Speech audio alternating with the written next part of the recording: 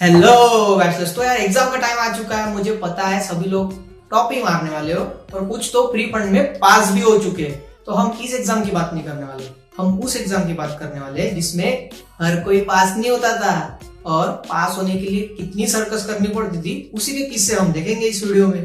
तो बकचोदी स्टार्ट करते हैं। तो करना।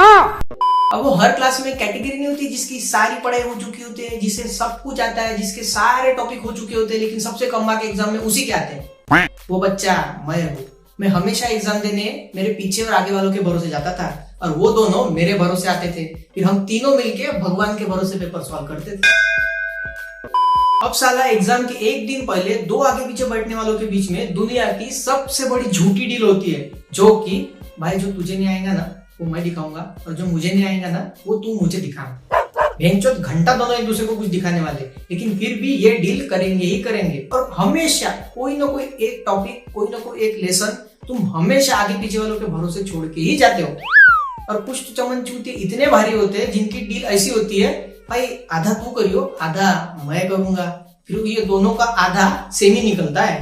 अब मुझे पता नहीं कि आप में से भी कई लोग मेरी तरह होंगे जो वो 1 मार्क वाले क्वेश्चन नहीं होते जो 10 मार्क के लिए पूछते, वो कभी करके नहीं जाते थे, क्योंकि उसका आंसर दूर से टिपना भी आसान था, जो कोई भी बता सकता था। What is the atomic number of sodium? What is the atomic number of sodium? 11 11 is the atomic number of sodium. देखा आपने कितना आसान है ये।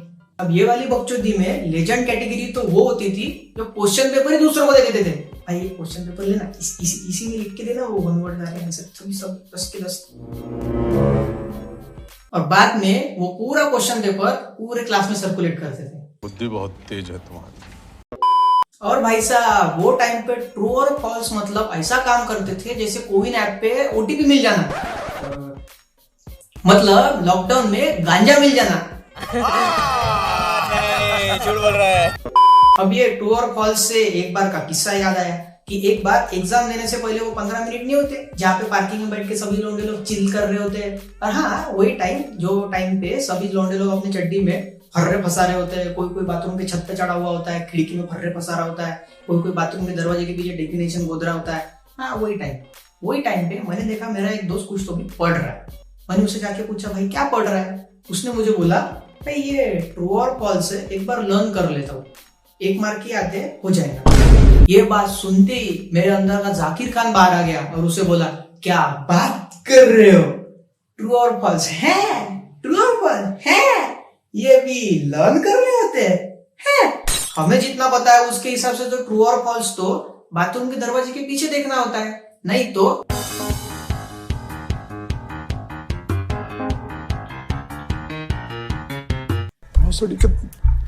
अब पेपर खत्म होने के बाद जब तुम बाहर आते हो और वो डिस्कस करते हो पेपर के बारे में, अगर किसी का पेपर थोड़ा ठीक नहीं गया हो और वो बोल रहा हो कि ये नहीं मिला, ये नहीं आया, ये नहीं हुआ वो, तो बाकी कोई ना कोई उसे एडवाइस देगा, मोटिवेट करेगा कि भाई वो और वाला पार्ट कर किया कर, वो थोड़ा इजी होता है, या फिर स्कोरिंग लेसन लर्न कर लिया कर, ये कर वो कर, ऐसा कोई ना कोई सजेस्ट करता है कि ये पहले सॉल्व किया कर, वो सॉल्व किया कर। लेकिन हमारे कुछ विख्यात साइंटिस्टों का मानना इस तरह नहीं है। उनका मानना ये है बाथरूम गया था नहीं, अभी तस्तहागला तू बाथरूम में जाने का, कुछ भी हो जाए, लगी हो चाहे ना लगी हो, बाथरूम में जाने का, पर्रे लाए हो चाहे ना लाए हो, बाथरूम में जाने का। अब देख पर कल मैं बाथरूम में गया, मेरे को 4 डेफिनेशन मिल गई, फुकट के 4 मार्क मिल गए। मतलब साले ये बाथरूम में जाने के लिए मोटिवेट कर रहे हो, लेवल देख रहे हो बच्चों की। मतलब ये ऐसा हो गया कि ये तुम्हें MLM स्कीम में मोटिवेट कर रहे हो। भाई देख मैंने इन्वेस्ट किया था तो मेरे पास आज मर्सिडीज है, तूने इन्वेस्ट नहीं किया तो देख तेरे पास स्कूटर है, इसीलिए ये स्कीम में पैसा डाला। कुछ भी। अब ऐसे ही बाथरूम वाले कांड का किस्सा सुना था। एक बार आजू बाजू के क्लास में के भी बहुत सारे लौंडे एक ही साथ मूतने चले गए। 5 मिनट हो गए, 10 मिनट हो गए, आने का नाम नहीं। और ये साले वहां बैठ के बढ़िया याद कर करके क्वेश्चन के आंसर ढूंढने में मस्त बैठ गए। फिर मास्टर को हुआ शक, इतने सारे लौंडे बाथरूम में देख के मास्टर पहुंच गया अंदर। मास्टर को अंदर देख के सब बाकी पोटों ने फर्रे छुपा दिए, कुछ भाग गए, लेकिन उसमें से एक था तो टॉयलेट के अंदर कमोड पे बैठ के फर्रे पलटाने में मगन।